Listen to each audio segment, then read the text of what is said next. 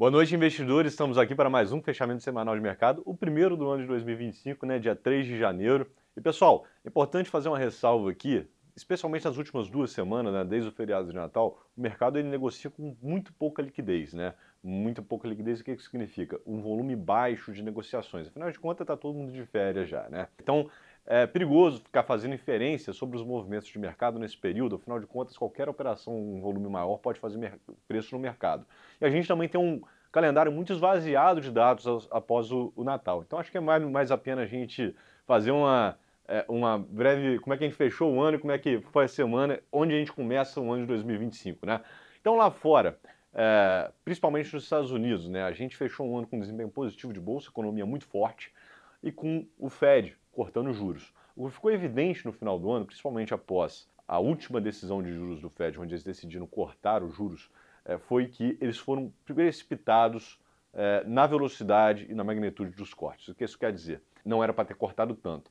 Então, a gente tem uma probabilidade muito menor de cortes adicionais ao longo desse ano. Provavelmente a gente tem mais um corte, mas eles devem parar por aí. Afinal de contas, a gente tem uma economia muito robusta e com um programa de governo do presidente Trump entrando agora, com medidas inflacionárias, o que fez o juro americano subir ao longo das últimas semanas, principalmente depois da eleição que ocorreu em novembro. Esse juro americano subindo, ele pressiona todos os ativos de risco globais e dificulta também a dinâmica doméstica nossa, né? A bolsa tende a desvalorizar e o nosso juros tende a subir com o dólar também subindo. Em cima dessa dinâmica, a gente também fechou um ano, uma página muito negativa aqui no Brasil, nosso filme aqui do nosso risco fiscal. A gente vinha desde outubro, desde o segundo turno das eleições, com a expectativa muito grande de um anúncio de corte de gastos pelo lado do governo. Esse corte de gastos foi muito ruim, o pacote anunciado.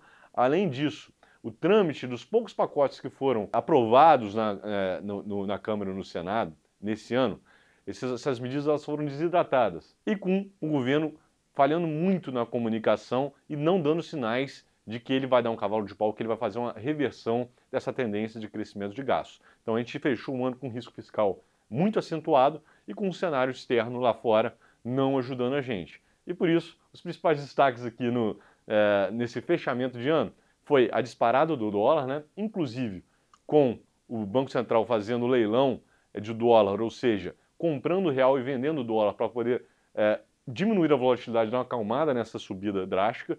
Inclusive, na segunda-feira foi realizado o último leilão do ano. Adicionado isso, a gente tinha uma sazonalidade muito grande no último trimestre, porque à medida que o ano fiscal ele vai encerrando, as empresas elas vão fazendo remessas internacionais para as suas filiais lá fora, para os seus investidores lá fora, que dá uma pressão adicional no câmbio. Essa sazonalidade ela acaba com o ano, então a partir do ano novo a gente não tem mais essa sazonalidade. Esperamos que isso signifique também, pelo menos a diminuição dos leilões do Banco Central, que foi num volume recorde, tá? A gente nunca teve leilão desse volume na história recente. Então a gente teve um dólar muito forte e uma dinâmica muito ruim de bolsa de uma maneira geral, e destaque negativo ali no fechamento do ano foram os fundos imobiliários, né? E a gente entra para essa semana aqui agora, principalmente depois do Réveillon, uma semana esvaziada, praticamente sem dado nenhum, com um volume de negociação baixo, né? E nesse contexto aí, a gente teve muito mais um alívio, uma continuidade barra alívio do que caiu demais, uma continuidade na performance ruim de alguns ativos que têm mais liquidez aqui no Brasil e também lá fora, não é, João? Exato, quando a gente faz um panorama geral, né, a gente olha lá para fora, primeiramente esse ano foi um ano muito bom novamente para os principais índices americanos, as Big Techs fecharam o ano puxando o índice de forma bem expressiva, e na última semana aqui foi uma semana, como o Dirceu já comentou, de menos liquidez, então os índices operaram muito perto da estabilidade, em leve queda. A curva de juros teve um movimento muito similar recentemente, né, depois de algumas semanas de uma forte alta, fechou essa última semana do ano de 2024 caindo também um pouquinho. Acho que vale só a gente fazer um destaque para o petróleo, que está subindo 4% na semana, refletindo novamente um tom de um estímulo mais forte para a economia chinesa, que deve começar a ser mais pujante para o ano de 2025. Né? E quando a gente olha Brasil, nesse cenário todo que você já colocou, que a gente está vivendo um compasso de espera, né, em relação a todo esse panorama fiscal, a Bolsa fechou mais uma semana em queda, caindo um pouco mais de 1%, e atingindo ali os 118 mil pontos. As small caps também sofreram bastante, caindo 2% na semana. E eu acho que, como você bem colocou, vale aqui trazer a questão dos fundos imobiliários, né? Foi uma classe de ativos que sofreu muito, principalmente nos últimos meses, né? Desde de agosto que eles vêm sofrendo bastante e recuperaram de forma bem relevante na semana passada e nessa semana, fechando ali com um pouco mais de 6% no acumulado dessas 2 semanas, né? O dólar, a gente acompanha aqui também novamente toda semana. Apesar da gente ter observado um dólar lá fora se fortalecendo, o DXY subindo um pouco mais de 1% na semana, a intervenção aqui ajudou a segurar um pouco esse movimento. O dólar a gente continua observando ele sendo negociado acima dos 6,15, mas essa semana caindo um pouquinho, 0,6%.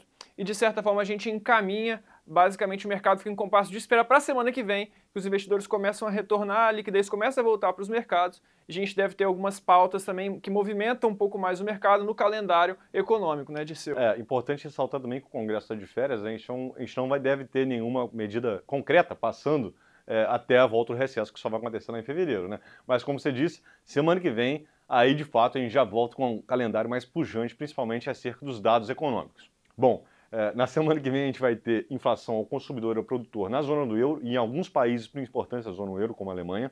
A gente vai ter também vários dados de mercado de trabalho nos Estados Unidos. Esses dados são muito importantes para verificar a continuidade da pujança americana e, consequentemente, esse patamar de juros que a gente observa, né? A gente vai ter também IPCA aqui no Brasil, IPCA do mês de dezembro, né, a inflação oficial fechada do mês de dezembro, e vendas no varejo aqui no do mês de dezembro também aqui no Brasil. Importante ressaltar que vendas no varejo, né, apesar desse tom negativo que a gente trouxe aqui, a economia ela foi muito forte ao longo do ano de 2024 inteiro. A gente espera que essa economia forte ela se traduza para um crescimento forte também no primeiro trimestre. Agora, se essa dinâmica de juro alto e uma incerteza muito grande a respeito da economia permanecer ao longo do primeiro trimestre, a gente começa a ter uma perspectiva de desaceleração já a partir do final do segundo trimestre e segundo semestre principalmente. Independente disso, estaremos aqui novamente na semana que vem, já com mais dados e com mais fatos concretos para poder trazer para vocês. E até lá, um forte abraço e um bom descanso a todos. Obrigado, investidores, e até semana que vem.